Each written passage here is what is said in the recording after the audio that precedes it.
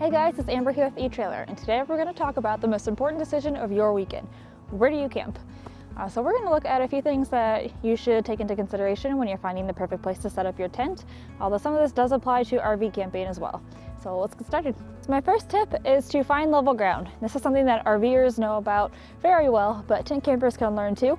You want to make sure when you're out there, you're getting a flat surface to sleep on. If you've ever slept on even a slight incline, you know it sucks. You're going to have bad sleep, you're going to wake up with a headache, it's going to be really uncomfortable. So that's something you want to keep in mind when you're choosing the perfect camping spot. So the next tip is to avoid drainage areas. Even if you find a spot on the ground that's level, just make sure that it's not at the bottom of a bunch of hills like this one, because that can cause a lot of drainage issues like you see here.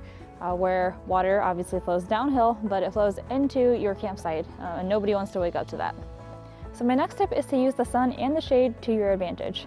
So in the winter, obviously you want a warmer, drier spot in the sun, but in the summer, the shady spots can be a lifesaver.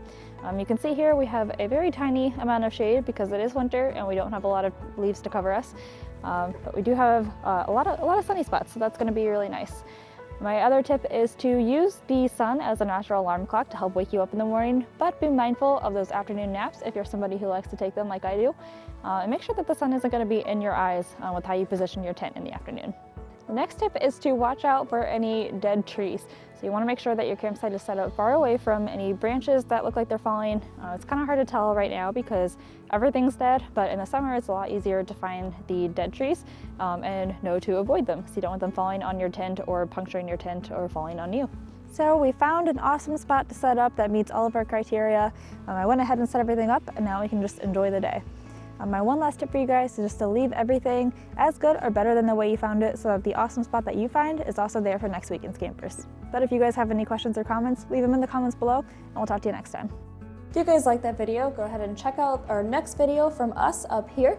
Go ahead and check out an article about what you just watched over here if you want to read more about that topic, or to see the rest of the videos that our team here at eTrailer puts out, go ahead and subscribe to our channel over here.